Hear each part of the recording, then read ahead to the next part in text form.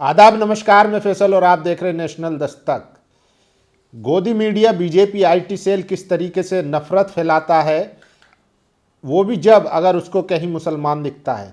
सोचिए, ऑस्ट्रेलिया के बोंडी बीच पर एक हमला होता है जहां यहूदी लोग अपने एक कार्यक्रम हुनुक्का में जमा हुए थे। वहां पर दो बंदूकधारी आते हैं और ताबड़तोड़ गोलियां चलाना शुरू करते हैं, जिसमें 15 लोगों के मरने की खबर आती है। अभी तक ऑस्ट्रेलियाई पुलिस कमिश्नर की तरफ से जो हमलावर थे उनकी कोई शिनाख्त जारी नहीं होती, ना उनका नाम बताया जाता है। सिर्फ पहचान बताई जाती है कि एक पिता है जिसकी उम्र लगभग 50 साल है और एक उसका बेटा है जिसकी उम्र लगभग 24 साल है। लेकिन भारत में गोदी मीडिया और बीजेपी आईटी सेल उनके नाम के साथ नवीद अकरम और साजिद अकरम के साथ खबरें चलाना शुरू कर देते हैं।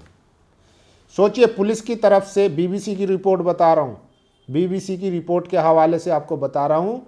वहाँ के पुलिस कमिश्नर ने ना तो जो हमलावर है उनकी कोई पुष्टि नहीं की है, नाम वाम कोई अभी तक उजागर नहीं हुआ है। लेकिन भारत में बैठे जो ब्लैक एंड वाइट करते हैं, फैक्ट चेक करते हैं, उन लोगों को उनके नाम पता चल जाते हैं। लेकिन नवीद अकरम जो नाम बताया जा रहा है उसकी भी अगर बात करें तो खबर आ रही है कि वो नवीद अकरम नाम का शख्स हमले से एक हफ्ता पहले तेल अवीव, इजराइल की राजधानी तेल अवीव में था। उसकी लोकेशन वहाँ की बताई जा रही है। सोचिए, इसके पीछे लोग कह रहे हैं कि मुसाद का भी गेम प्लान हो सकता है, क्योंकि जिस तरीके से फिलिस्तीनियों का नरसंहार कर कर वो इंटरनेशनल स्टेज, अंतर्राष्ट्रीय स्टेज पर जो नंगा हुआ है, जो उसके कपड़े उतरे हैं, जो फजीहत हुई है नेतन्याहू के ज़रिए, उसको कवर अप करने के लिए मुसाद पर ये आरोप, मतलब ऐसे कयास लगाए जा रहे हैं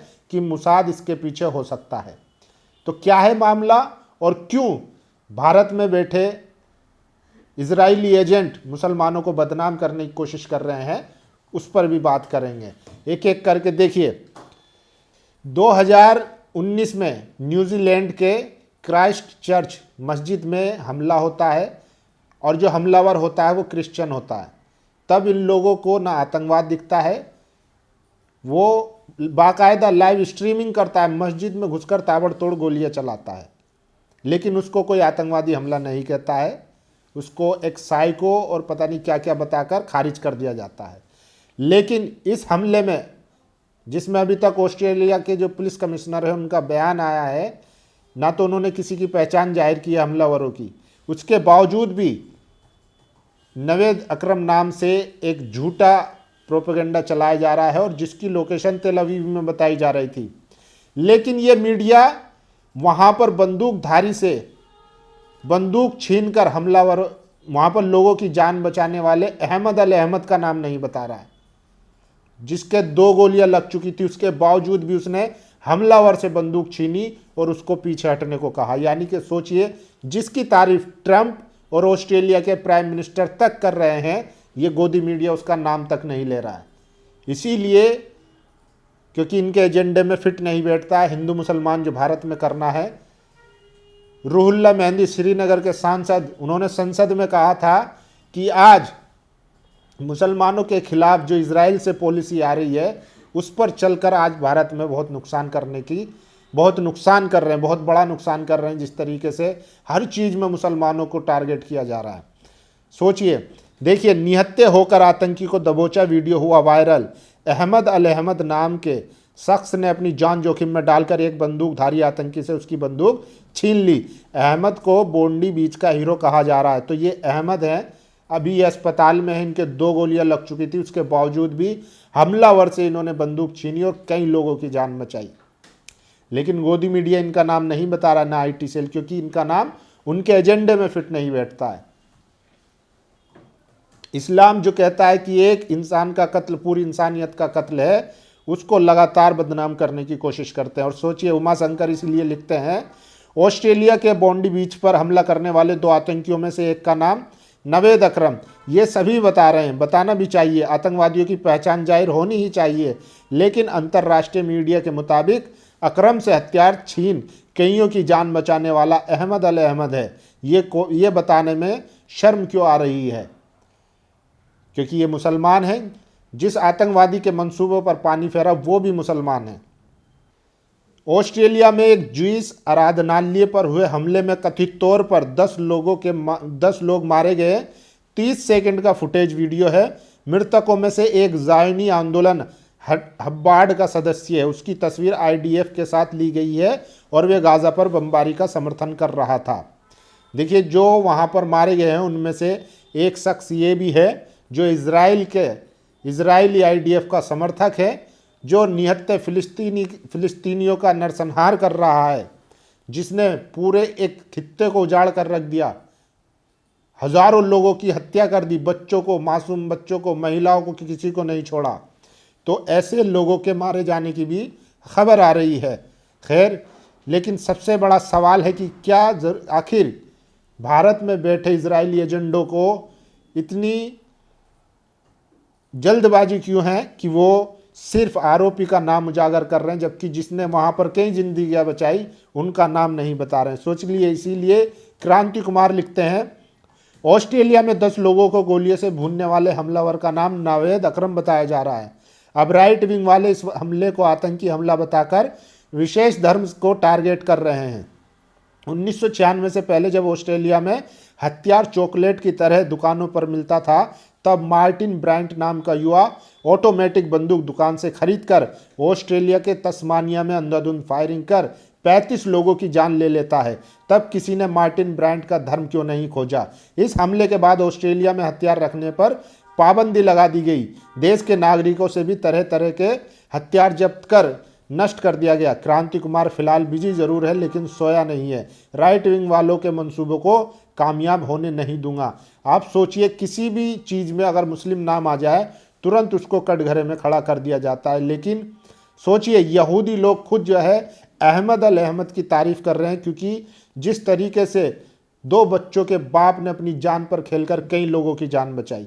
लेकिन जिनको नफरत ढूंढनी है वो नफरत ही ढूंढेंगे, और जिनको प्यार, मोहब्बत, भाईचारा ढूंढना है, इंसानियत ढूंढनी है, वो इंसानियत ढूंढेंगे। सोचिए, यहूदियों पर हमला होता है और यहूदी अहमद अल अहमद की तारीफ कर रहे हैं, लेकिन गोदी मीडिया, राइट विंग वाले, बीजेपी IT सेल वाले अहमद का जिक्र तक नहीं कर रहे हैं, क्योंकि ये इनके एजेंडे में फिट नहीं बैठता। और सोचिए, पीटर लियोड हैं, इन्होंने एक लिस्ट भेजी है, मतलब लिस्ट ट्वीट की है कि जितने भी हमले होते हैं, जो अटैक होते हैं, उसमें मुस्लिम ही क्यों होते हैं।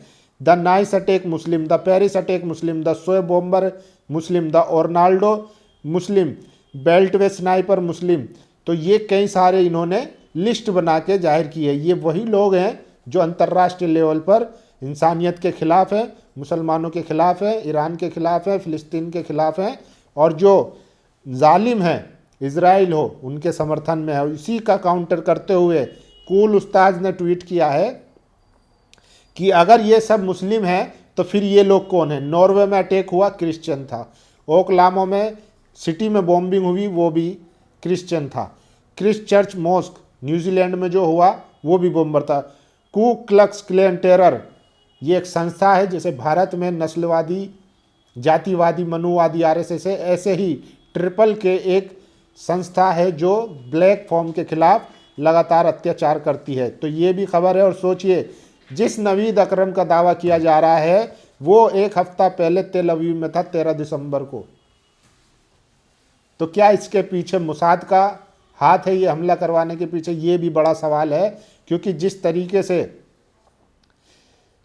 अंतर्राष्ट्रीय स्तर पर इजराइल की थू हुई है, अब उसको कहीं ना कहीं मेकओवर करना है। इसीलिए हो सकता है कि मोसाद ने ये हमला करवाया। और सोचिए, ये वो शख्स है जिसने 2019 में 40 से ज़्यादा मस्जिद में घुसकर मारा था, गोलियां चलाई थी।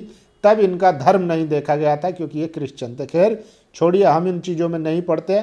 हमारी कोशिश होती है कि खबर की अंदर की वो पड़ताल आपको बताई जाती जाए और ऐसे अफवाहों को काउंटर किया जाए जो रवांडा वाले करते रहते हैं। ऑस्ट्रेलिया के बोंडाई तट पर हुए हमले को सोशल मीडिया पर इस्लामी आतंकवाद से जोड़ा जा रहा है, जबकि अब तक ऑस्ट्रेलियाई अधिकारियों ने ना तो हमलावरों के नाम जारी किए हैं और ना ही उनके धर्म से जुड़ी कोई जानकारी दी है।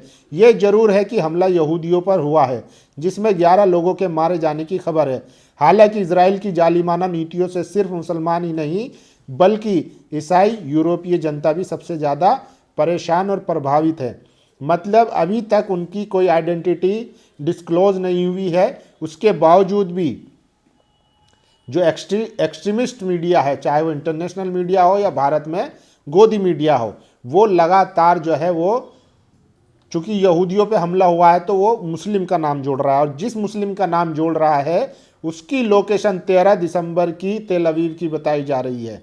इस पर क्या कहेंगे, ये भी बड़ा सवाल है। और सोचिए, ये वो शख्स है अहमद अल अहमद, 2 बच्चों के बाप, जिन्होंने अपनी जान पर खेलकर और कई लोगों की जिंदगियां बचाई है, जिसका जिक्र जो है वो डोनाल्ड ट्रंप ने भी तारीफ की है और ऑस्ट्रेलिया के जो प्राइम मिनिस्टर हैं उन्होंने भी इनकी तारीफ की। और सोचिए, नवीद अकरम जिसको बताया जा रहा है, उन्होंने वीडियो जारी करके कहा है कि मेरे नाम से मेरी पहचान नवीद अकरम के नाम से बताई जा रही है, जिसको बोंडी बीच हमले में इस्तेमाल किया जा रहा है, जबकि मेरा उससे कोई लेना देना नहीं है। मेरी आइडेंटिटी गलत तरीके से उस हमलावर से जोड़ी जा रही है, जिस हमलावर का अभी तक कोई अता पता नहीं है। पुलिस ने भी ना उसकी कोई अभी तक पहचान उजागर की है, लेकिन पता नहीं गोदी मीडिया को कहाँ से खबर मिल जाती है। सोचिए, सुधीर चौधरी धुरंधर पर भारत के कुछ इन्फ्लुएंसर जो है वो रिएक्ट कर रहे थे, वीडियो बनाई थी, उनको पाकिस्तानी बता दिया। तो इनकी रिसर्च का लेवल इतना है कि अपने ही लोगों को पाकिस्तानी बता देते हैं बिना वेरीफाई किए।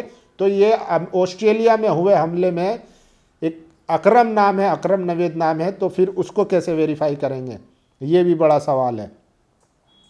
तो ये बड़ी खबर है। और सोचिए, जो राइट विंग वाले हैं, जो आरएसएस बीजेपी वाले, जो चाहते हैं देश में भाईचारा ख़त्म हो, यूनिटी ख़त्म हो, सिर्फ एक जातिवाद मनुवाद का राज हो, वो कैसे मुसलमानों को हर उसमें मुसलमान एंगल देखते हैं और फिर उनको आतंकवादी बताना शुरू कर देते हैं। तो क्या बिहार के नवादा में जो लिंचिंग हुई, उसके जो आरोपी हैं, उनका धर्म क्या था? न्यूजीलैंड में जो हमला हुआ था मस्जिद पर, उनका धर्म क्या था? धर्म कोई भी हो, सब इंसानियत सिखाते हैं, सब अमन का पैगाम देते हैं, लेकिन कुछ चिंटू हैं जो धर्म के नाम पर अपना धंधा करते हैं और समाज को, देश को, दुनिया को तोड़ने का काम करते हैं। तो अभी इस पर और खुलासे होने बाकी है कि क्या ऑस्ट्रेलिया में जो हमला हुआ है, क्या मोसाद ने उसके पीछे मोसाद का हाथ है? और वो हमलावर जो है, जिस तरीके से उसकी वीडियो आई है, पूरा प्रोफेशनल तरीके से, वो लग रहा है कि कोई वेल ट्रेंड है ये बंदा, जिस तरीके से उसने 5 सेकंड में 4 बार राउंड फायरिंग की है। लेकिन इस बीच दुनिया याद कर रही है अहमद अल अहमद को, जिसने अपनी जान पर खेलकर कई जिंदगियां बचाई है। आप लोगों की क्या राय, अपनी राय जरूर दीजिए। शुक्रिया। नेशनल दस्तक की आपसे गुजारिश है कि अगर इसको बचाना चाहते हैं तो नेशनल दस्तक को सब्सक्राइब करने के लिए रेड कलर के सब्सक्राइब बटन को दबाएं, फिर बेल आइकन की घंटी दबाएं। नेशनल दस्तक को बचाने के लिए बहुत जरूरी है कि हर खबर को शेयर करें, लाइक करें, कमेंट जरूर करें।